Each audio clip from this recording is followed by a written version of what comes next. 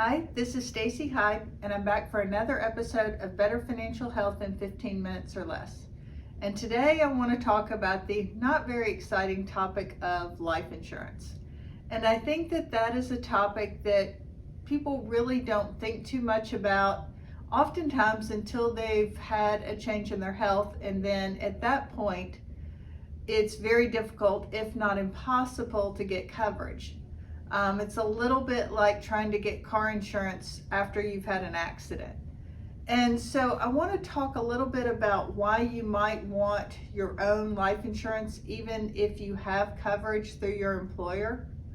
The thing to remember about employer-provided health insurance is generally it's designed to be a baseline. You may be able to buy additional coverage if you're a new employee or at certain times a year. You might be able to increase your coverage without answering health questions, or it might be required. That's called underwriting. When you have to answer health questions, that's considered underwriting. And it can be abbreviated, where they just ask a few questions and then you get a yes, no. Or full underwriting is where they really get into the nitty gritty about what prescriptions you've taken, what's your driving record, what doctors do you see, all of that. So that's the difference between limited and full. And so the reason for having your own life insurance coverage is, and I'm a big proponent of term life. So what term life really means is that it's temporary. It's designed to last, generally speaking, 10 years, 15 years, 20 years, or 30 years. And as you might guess, the longer the term, the higher the premium. And so if you're 60 and you think you're going to retire in 5, 6, 7 years, well, a 10-year term is probably going to be the right term for you. If you're using it to cover a business loan, so if something were to happen to you, your family could pay that off, that also might be more appropriate for a 10-year. If you're looking to protect your family and you've got younger children, then you may be interested in 20-year. And you may also want some 30-year. The thing to remember is that the premiums for 30-year are about double the amount on a monthly basis than a 20-year term, because you start to get into, as you can imagine, your life expectancy over 30 years. And if you're in your 20s, thinking 30 years in the future, that's hard to even imagine. And so sometimes what we may recommend to people, if they know they've got a sort of a concentrated need over a shorter period of time, that they may buy a policy to cover that, but then they're like, well, but part of this need is going to go longer, and I just want to make sure that I have enough in case something had changed. So they may put together a 20-year policy for, say, $1 million, and then a 30-year policy for $500,000.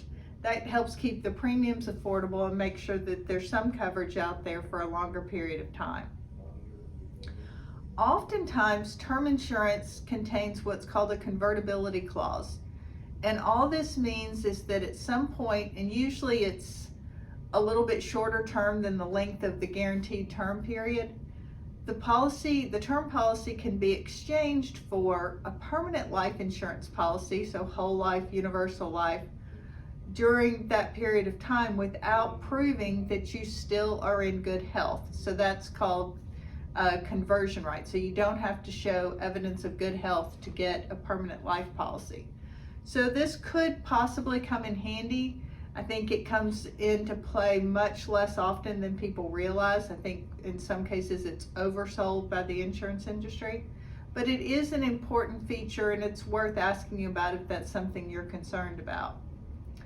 But you do want to make sure, and when you're deciding how much coverage you need to look to see, does one spouse earn the bulk of the income? If so, then the life insurance on that spouse that's earning the bulk of the income should be insured for more. But don't forget a stay-at-home spouse, because they're providing key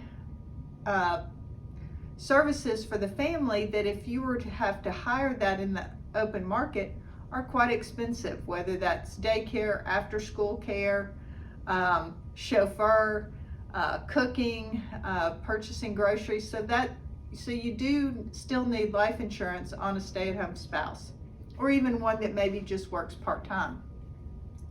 And when you're figuring out how much to get, you want to look at how much do we owe on the house, how much other debt do we have, what type of education do we want to provide for our children, and what would be the living expenses of the surviving spouse.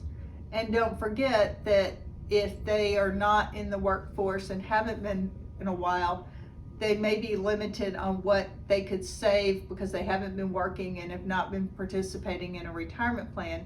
So you also need to plan for helping them cover their own retirement, so to speak, once the kids are grown and flown.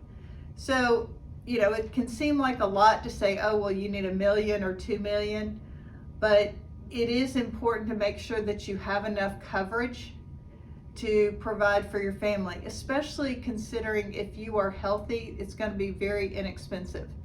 And it may be significantly less than what you can get through your employer. I think a lot of times people don't focus on it because it's a small amount, you know, $10 or $20 or $30 a pay period, but then they don't multiply it by the fact that they get paid weekly or bi-weekly or twice a month, and they don't realize that, wow, that's a couple of $1,000s a year, and I could get a policy on my own for half that.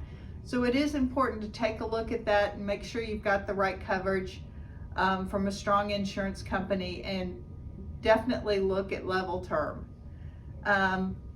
Take care of your people, and if you're single and you have no kids and you've got enough in your 401k to cover it, then you probably don't need life insurance. It's not something you should be looking at unless you're a business owner and you're wanting to make sure that that's taken care of.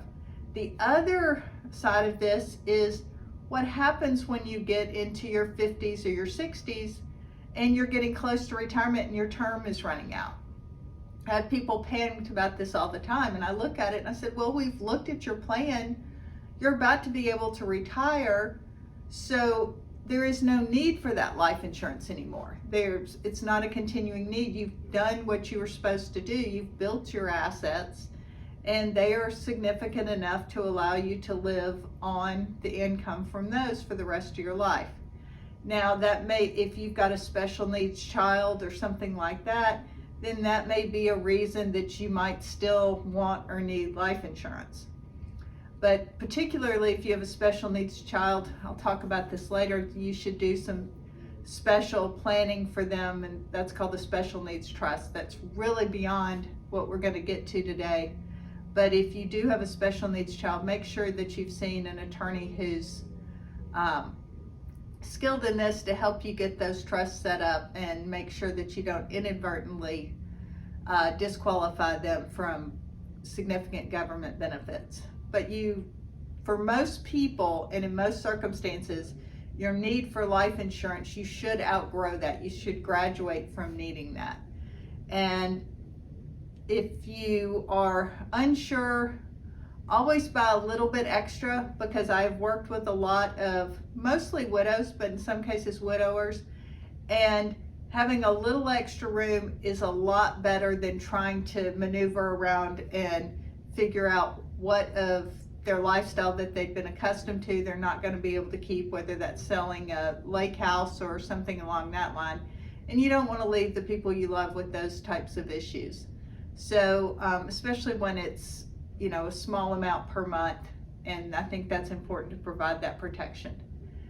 Thanks for tuning in. This has been another episode of Better Financial Health in 15 Minutes or Less.